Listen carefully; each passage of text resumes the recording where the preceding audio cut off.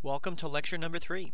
Today we will explore the early history of the New England colonies from about 1620 to 1700.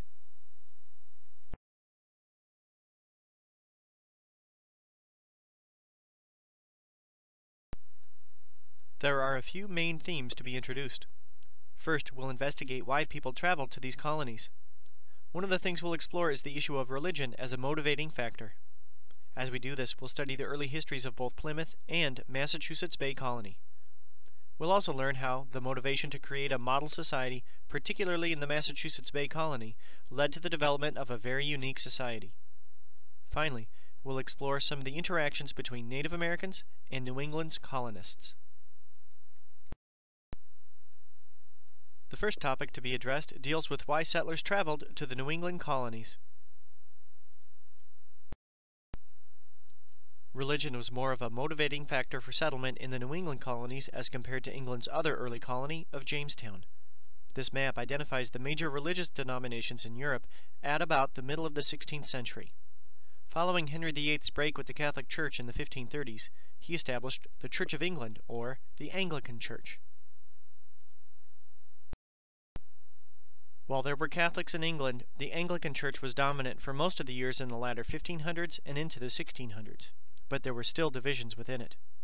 One important group within the Anglican Church was called Puritans. Their goal was to purify the Church of England from all Catholic influences. The word Puritan comes from purify. Their goal was to eliminate many Catholic rituals, however they also had strong views concerning church membership. They wanted to limit membership only to an elect few who had undergone a conversion experience. A second group was called Pilgrims. Pilgrims agreed with the Puritans on the issues of eliminating Catholic influences and limiting church membership, but they were also considered radicals. They were radicals because they wanted to separate from the Anglican Church in order to practice their religious beliefs properly. Essentially, Puritans wanted to reform the Anglican Church from within, whereas Pilgrims were separatists who believed the Anglican Church was so corrupt, separation was the only answer. Because the Pilgrims were so radical, and they faced persecution, they left England. For a little over 10 years they lived in the Netherlands, but they were concerned their children were becoming more Dutch than English, so they moved again. In 1620, they negotiated with the Virginia Company of London to establish a colony north of Virginia where they could practice their beliefs. They initially landed at Cape Cod, but eventually settled in what came to be known as Plymouth Plantation, as the land had already been cleared, for it was the site of a former Indian village which had been devastated and then later abandoned by disease. The arrow on the right of this map shows Provincetown, where the Pilgrims first went ashore, but then they settled in Plymouth, indicated by the circle on this map. I was lucky enough to travel to both Provincetown and Plymouth. If you get a chance to visit, I highly recommend it. Various sites include a monument to the Pilgrims at Provincetown, Plymouth Rock and recreations of Plymouth Plantation, and the Mayflower. If you click on the hyperlink below, it will take you to the website for Plymouth Plantation with additional links to more history concerning the Pilgrims. Before the Pilgrims disembarked from their ship, they wrote and signed the Mayflower Compact.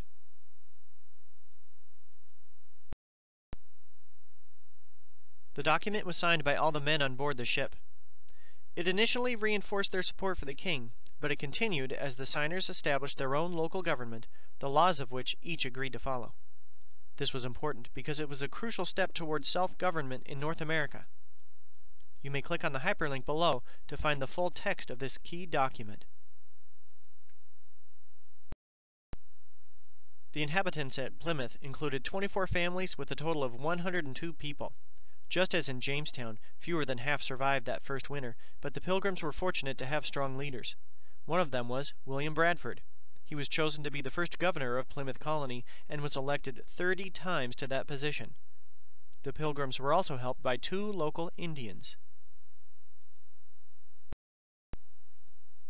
The first was Squanto, who served as an interpreter. He spoke English because he had been captured by fishermen and taken to Europe. He returned to New England only to discover that his village had been wiped out by disease. He taught the Pilgrims about the local environment and how to grow corn and squash. He also helped to negotiate an agreement with Massasoit, a leader of one branch of the Wampanoags, the Indian group in control of the region where the Pilgrims settled. he signed a treaty of friendship with the Pilgrims. By the fall of 1621, conditions had improved. The settlers and Indians celebrated the bounty of their harvest in a festival that would one day evolve into the Thanksgiving holiday. Overall, Plymouth remained a very small but significant settlement in New England. About 10 years after the Pilgrims first settled in New England, the Puritans began what was called the Great Migration, which heavily influenced the history of Massachusetts Bay Colony. Beginning about 1625, as Charles I assumed England's throne, harassment of Puritans rose. As you can see from this figure, a significant number of people traveled to the Caribbean, but this also prompted a large increase in New England settlement. By 1700, the population of all of the New England colonies was over 90,000. One thing we should also point out, in addition to the religious motivations of many New England settlers, were economic factors which also influenced the Great Migration. As you can see from this chart, there was a steady decline in real wages for workers in England. By 1630, living standards for workers had declined about 2/3 since 1500. Rapid population growth and the enclosure of common lands led many to look for opportunity in the Americas. The most important settlement in New England was established by the Massachusetts Bay Colony, with Boston as its center. Settlers here had obtained a royal charter in 1629 to establish a self-governing colony. About 700 arrived in 1630 in 11 ships. There were many important leaders at the Massachusetts Bay Colony. Probably the most important for the first 2 decades of the colony's history was John Winthrop. On the eve of their settlement in Boston, he delivered a sermon entitled "A Model of Christian Charity." The document outlined the goals of this Puritan settlement, as he believed they should establish a city upon a hill for all the world to see. This sermon outlined many ideas. The first goal was to establish a religious utopia dedicated to the proper teachings of Christianity. If they were to be successful, everyone would have to work together, and they would become a model for others to follow. Their success was crucial. If they succeeded, they would show the world, and particularly England, the proper teachings of Christ. If they failed, not only would they bring shame to themselves, but also to their God. The success of their mission was so vital that if there was dissent from this Puritan mission, it would have to be dealt with decisively and properly. You can click on the hyperlinks below for the full text of the sermon, as well as to additional links about John Winthrop and the Puritans. Overall, Winthrop served in a variety of capacities, including governor and deputy governor of the Massachusetts Bay Colony. There was no separation of church and state in Massachusetts and many of New England's other colonies. Congregationalism was the only recognized religion in several colonies. Taxes were levied to pay for the construction of meeting houses and to pay ministers' salaries. Everyone was expected to live a life by a model of Christian values. For those around Boston, they could look to Winthrop's original sermon. The eyes of the world were upon them. They had to live lives based on Christianity. Toward that end, additional regulations on behavior were established. In some cases, these were referred to as blue laws. Among other things, they required church attendance, prohibited card playing and drunkenness, and could even lead to fines for a married couple kissing in public. While the ideal might have seen all colonists working together without dissent, before long dissenters were seen in New England, and they were dealt with quickly. The first such dissenter was Roger Williams. Roger Williams arrived in the early 1630s and had a reputation of being a very good and charismatic preacher. However, he caused a controversy when he called for the separation of church and state. He also declared the colony had no legal right to own land in Massachusetts because they hadn't purchased it from Native Americans. Because he was dissenting from the Puritan errand of a city upon a hill, he was banished in 1635. He traveled southward and established his own settlement, which he referred to as Providence. The arrow on this map points to Providence, Rhode Island. When Williams moved south to establish his colony, he purchased the land from Narragansetts and Wampanoags. He also returned to England and received a charter from the Crown to establish his own colony, demonstrating an ability to work with Native Americans and authorities in England.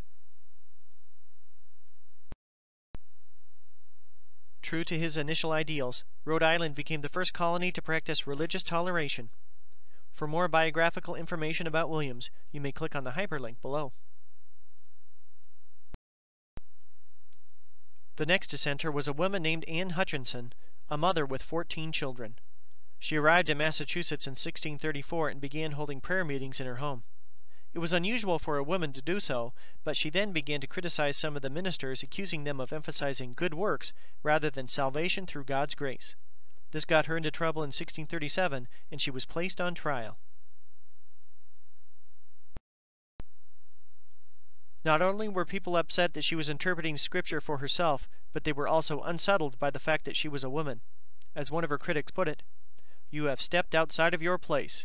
You would have rather been a husband than a wife, a preacher than a hearer, and a magistrate than a subject." During the first 2 days of her trial, she demonstrated her mastery of Scripture while offering testimony in her own defense. She then declared that she had received direct revelations from God. This was simply too much for New England's Puritans, who believed this to be heresy. Even though she was pregnant, she was banished from the colony. For more information about the life and trial of Anne Hutchinson, you may click on the hyperlink below. This site offers a great deal of information concerning her life, creed, and trial. Overall, the actions and treatment of both Williams and Hutchinson demonstrate that while many of New England's Puritans may have traveled to America to escape religious persecution, they did not stop at persecuting others. They did not support religious freedom. Instead, they became persecutors themselves and established colonies where they could practice their religion without dissent. We will now explore some of the interaction between New England's European colonists and Native Americans. While early interaction between the colonists and Indians like Squanto were quite positive, as more and more settlers arrived from England, Native Americans began to resist the English expansion. This became particularly apparent as settlement increased in the Connecticut Valley, where the Pequots were located. Here's the map of New England again. The arrow points to the location of the Pequots, whose dominance as middlemen in the fur trade were threatened by English expansion. As far as the Pequots were concerned, it seemed as if the colonists never stopped coming and taking over additional tracts of land. Responding to an English raid on a Pequot village, the Pequots attacked the town of Westerfield in 1637, leaving 9 dead. Leaders from Massachusetts and Connecticut retaliated and combined forces to destroy the Pequot village at Mystic, Connecticut. In a pre-dawn attack, English troops surrounded the village to set fire to its buildings. Probably 400 Pequots died from the fire or were cut down as they tried to escape the flames. Pequot resistance to the English expansion was destroyed. This series of events was referred to as the Pequot War. A truce of sorts emerged following the Pequot War. However, this did not necessarily benefit Indians. Instead, we see a dramatic decrease in the native population of New England throughout the 17th century, from about 125,000 in 1600 to about 10,000 in 1675. By contrast, English settlements continued a steady growth as land was cleared to make way for additional farms. A scarcity of game animals was also seen, as they were gradually replaced on the landscape by animals which were domesticated.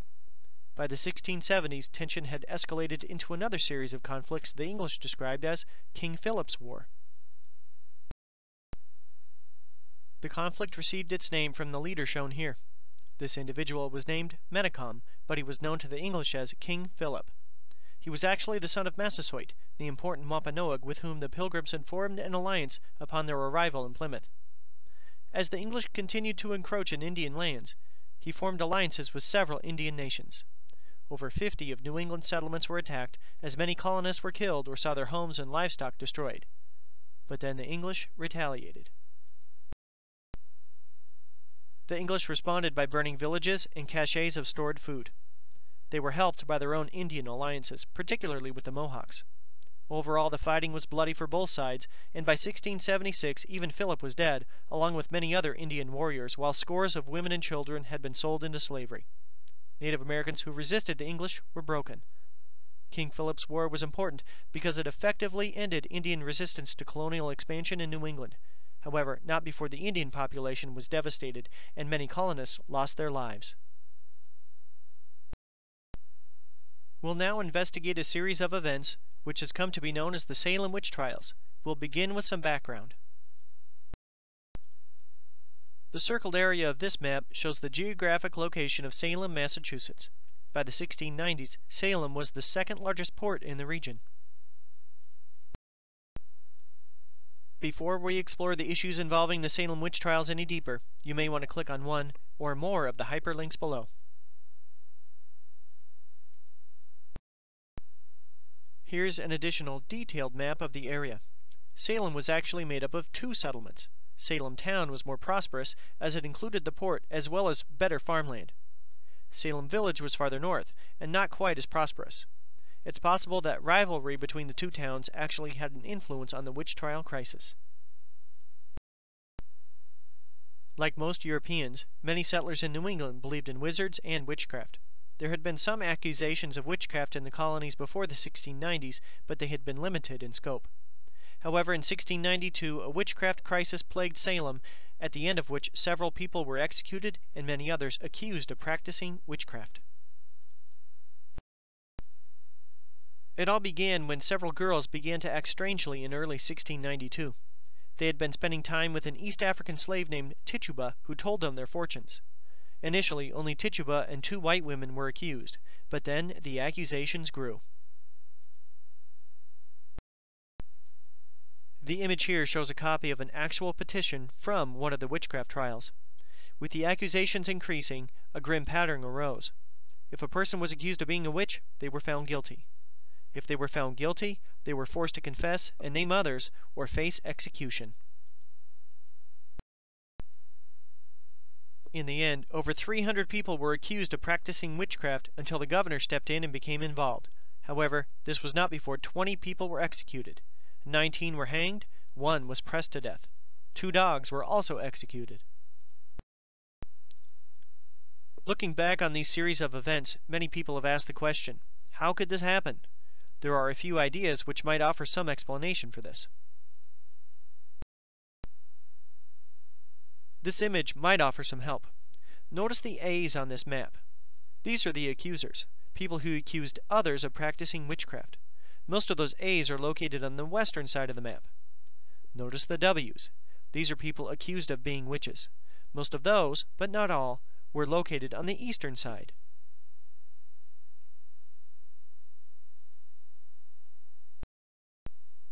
Salem Village, to the west, was the poor side of town. Salem Town, where most of the accused lived, was much wealthier. So by exploring this further, social class and income may have influenced this incident. However, maybe the whole idea of the Puritan city upon a hill was also a factor. This slide was shown earlier in the presentation and identifies the Puritan goal of establishing a model community for others to follow. Their mission was incredibly important. If they failed, the eyes of the world would be upon them, and all would know.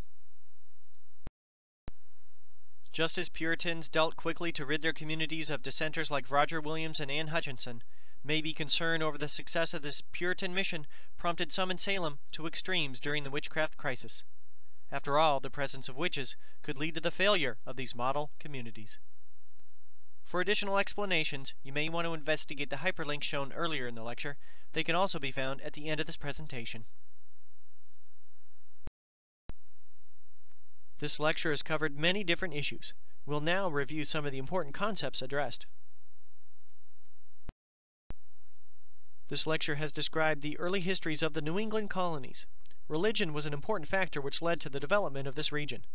Many Puritans involved with the Great Migration hoped to establish a religious utopia which would be a model for others. Due to the importance of this errand, dissent could not, and was not, tolerated. New England settlers also interacted with Native Americans. Following an era of mutual cooperation with Indians, such as Squanto, by the 1670s and King Phillip's War, Indian resistance to English expansion was crushed. This concludes lecture number 3. The following slide will offer some links to additional sources concerning the early histories of the New England colonies, as well as a list of sources used for this presentation. Have a great day.